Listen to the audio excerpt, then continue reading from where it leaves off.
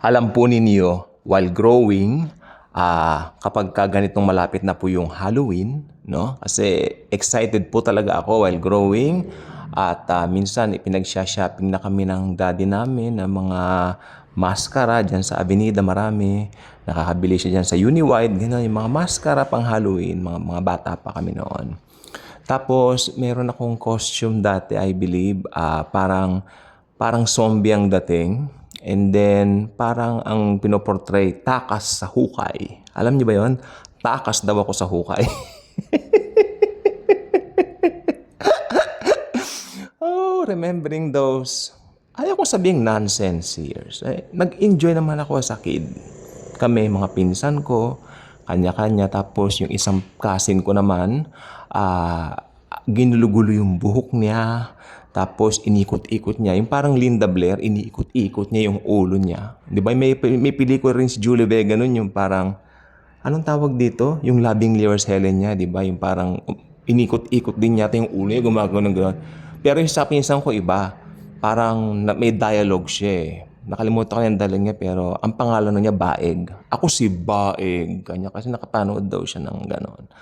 Ako naman takas sa hukay. Tapos yung isang kasing ko, Dracula naman siya.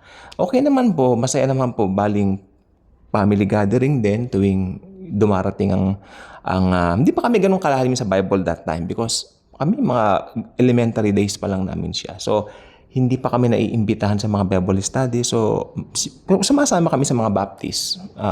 May mga nag-i-invite sa amin kasi may malapit na Baptist church sa amin. So, I think ito talaga yung masasabi ko na sa buhay ko sa amin, yung pagbibigay nila ng tracts, no? Especially Pistang Patay.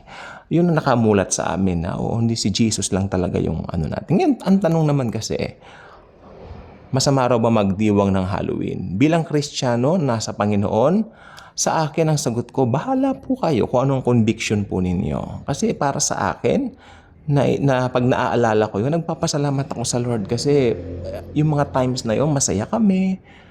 'Di ba? Buhay pa yung parents namin, buhay pa yung mga ibang uncles and aunties namin. We were together, we were very happy. Then pa nag-Christmas party, may maraming pinamimigay na gifts. Nakakapagpasalamat ako. Since yesterday, I remember those people na wala na rin po dito. Iba nasa Amerika na.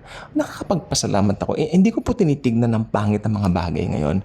Lalo na po nung mga kabataan namin. Pero syempre, may mga ultimate truths ito na talagang tinitignan natin na syempre, lumalaki po tayo, nagkakaisip tayo, especially naging mananampalataya tayo. So, malaki pong nabago nung hindi pa tayo mananampalataya. Pero alam ninyo, hindi naman po masamang ipagpasalamat yung mga naranasan mong magaganda maski nung hindi ka pa mananampalataya. Tingnan mo, nandiyan pa mga magulang mo. Diba? Yung mga wala nang magulang ngayon, nandiyan pa mga magulang natin noon. Nandiyan din yung mga taong mababait na along the way nakilala natin na ngayon wala na rin sila. Diba? So it's something like you really need to thank the Lord from. Diba? Yun pong gusto kong sabihin. So, ang buhay talagang hawak ng Panginoon from start to finish. The Lord Jesus is the center of life. Kilalanin mo siya, hindi. Okay? So, pag hindi mo siya kinilala, the only thing na mangyayari sa'yo, talagang mapapahamak ang iyong kaluluwa. Mapapasaapoy ka na walang hanggan, impyerno forever. Pero kung tinanggap mo na ang Panginoong Jesucristo sa buhay mo, mababago yan.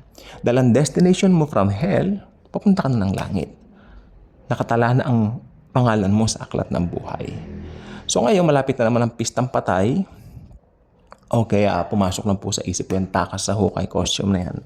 Maganda, parang zombie. Parang zombie na okay siya. Parang mukha ni Frankenstein yun eh. Ganun. Inayos ako na parang bangkay na nakatakas sa hukay. Parang ganun. So, we were kids. Masaya kami. Tapos nagkaroon kami ng laro nung parang tagu-taguan, ganun, ketchingan, parang ganyan. At mapagpapasalamat mo talaga sa Lord. Lalo na nagbabago ang panahon. For me, pag mga ganyan na mga bagay na alala mo, thank the Lord.